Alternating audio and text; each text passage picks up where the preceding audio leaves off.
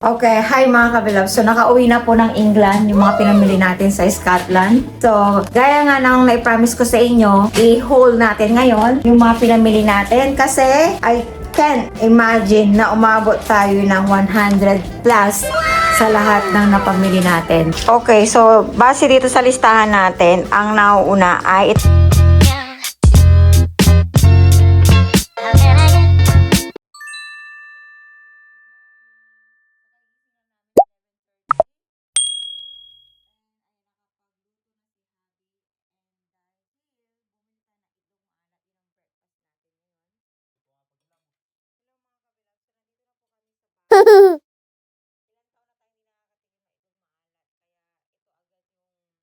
So, kasabay ng ating isi-share na vlog ngayon is grocery haul ng mga Filipino foods na nabili natin. And isi-share ko lang ang ating ganap.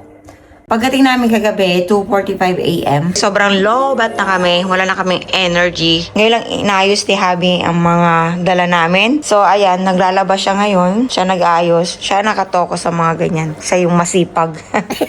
Tapos ako, hinayaan lang ako magpahinga. Okay, hello mga kabilabs. Good morning! So, kakain na po tayo ng breakfast. Okay, before we eat this breakfast, magpasalamat muna tayo sa Panginoon sa kanyang pag-iingat sa atin sa mga nakarang araw sa Scotland. Heavenly Father, Lord, maraming salamat po, Lord, sa pag-iingat mo po sa amin sa 3 nights and 4 days po namin sa Scotland, Lord. Hindi po kami makakapunta doon at makakauwi na maayos kung hindi dahil po sa iyong pag-iingat po sa amin, Lord. And we're so grateful dahil nakauwi kami po ng ligtas at naging smooth po ang aming biyahe, Lord. I'm praying, Lord, dito sa pagkain na pagsasaluhan namin ngayong oras na ito, Lord. We thank you sa provision na patuloy na binibigay mo po sa aming pamilya. Lamay, bless mo ang pagkain na ito upang magbigay ng lakas, kalusugan sa aming pangatawan. We love you, Lord, in Jesus' name. Amen. Nakikisabay din. May sili to ha. Mamanguyan nyo. Kakulay ng kamatis yan. Oh. Hindi ko lang maririnig tayong dalawa. Okay, so kinakain na po namin ngayon yung itlog maalat kasi simula nang dumating tayo dito, ngayon na tayo nakakain ng itlog maalat. Ano? Kulang 2 years. Ilang itlog po ito? 2. Napakamahal lang yung itlog maalat. Pero okay lang. 3 pounds lang siya.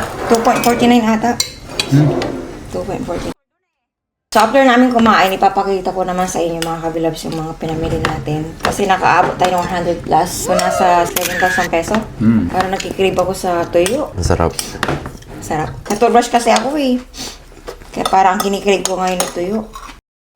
Okay, hello mga kabilab. So nakauwi na po ng England yung mga pinamili natin sa Scotland. Gaya nga na promise ko sa inyo, i-haul natin ngayon lahat ng pamili natin. Hindi naman natin kinukumpara yung presyo sa Pilipinas, pero gusto ko lang maging aware kayo kung yung mga Filipino products, kapag dinala sa ibang bansa, magkano na ba sila? Magkano na ba yung conversion? Para maging aware lang po kayo. Okay, so base dito sa listahan natin, ang nauuna ay itong Nestle Lemon Iced Tea. 0.84 per piece. So nagulat ako kasi pwede ka nang bumili ng per piece, pero ang kinuha ng anak ko ay isang banig or isang ganito.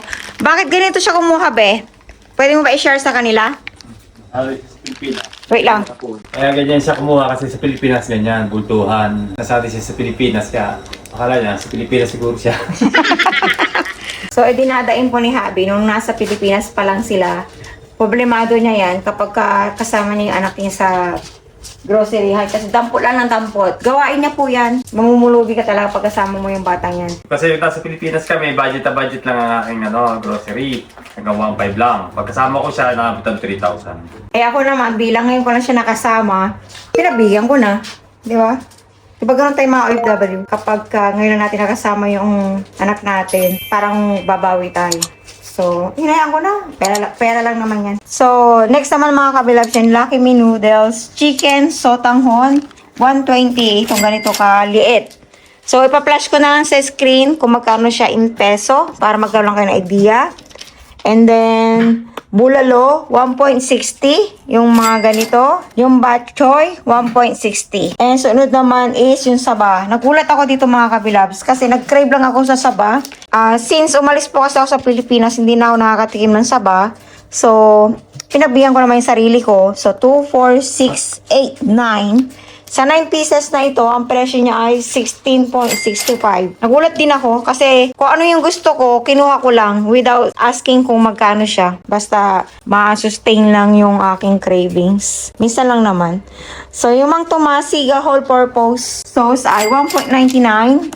Ayan.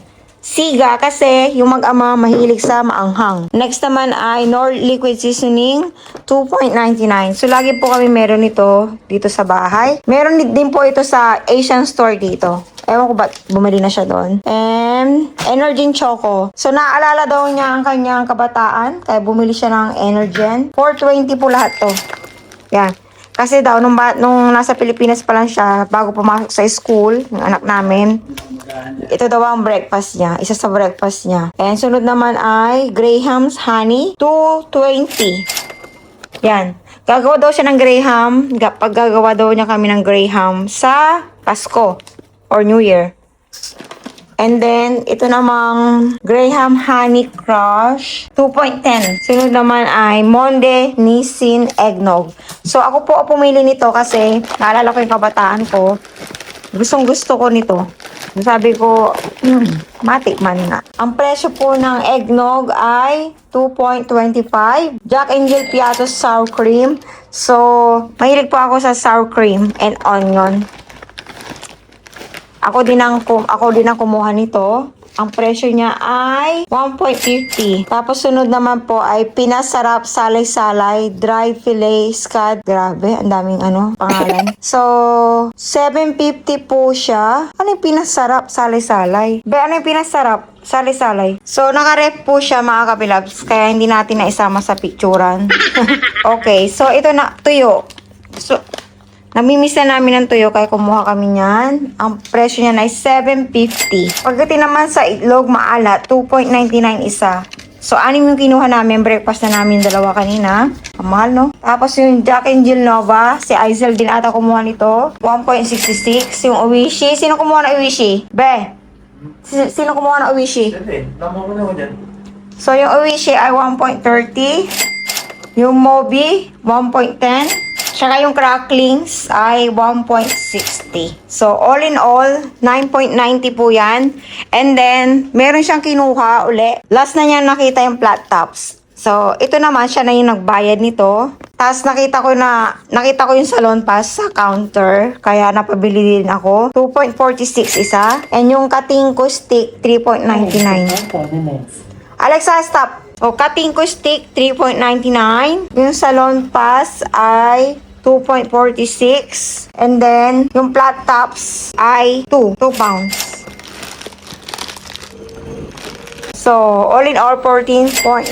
Sa lahat, kung pagsasamahin natin lahat-lahat yan, ay 105. Lahat. In peso, lalagay ko na lang sa screen kung magkano lahat. So, syempre, yung ganyang presyo mga kabilabs, yung 1.90, mahal na po yan. Or yung 105. So, nung magbabayad ng mga kabilabs, nagulat talaga ako. Kasi hindi ko akalain na ngayon lang kayo makakita ng Filipino store. Nag-panic buying kami. Umabot ng 100 plus. Pero okay lang kasi ang katuwiran ko naman pagdating sa pagkain, ayokong titipirin yung sarili ko kasi minsan lang naman. Dito kasi sa area namin, walang Filipino store dito. Ang pinakamalapit na Filipino store ay pupunta ka pa sa London.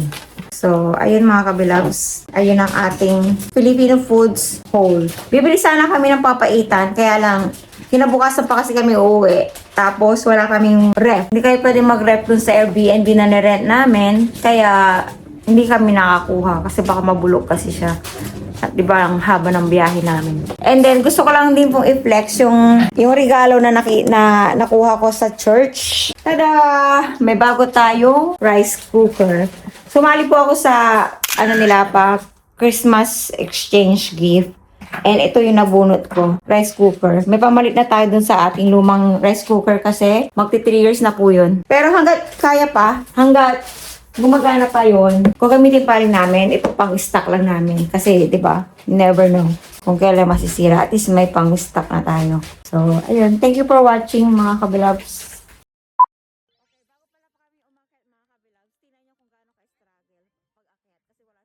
I-click nyo lang po yung description box below. Lalagay ko po yung link ng part 3. Nasa part 3 po siya ng aming Scotland adventure nung December. Thank you for watching and God bless you all always. Welcome to the Philippine store in Edinburgh! Sa 3 taon nyo dito, ngayon lang kayo nakakita ng Philippine store. When I think about His grace, there's freedom, something like a woman prays. I'm grateful for the loving that you gave. It's so amazing, no matter who we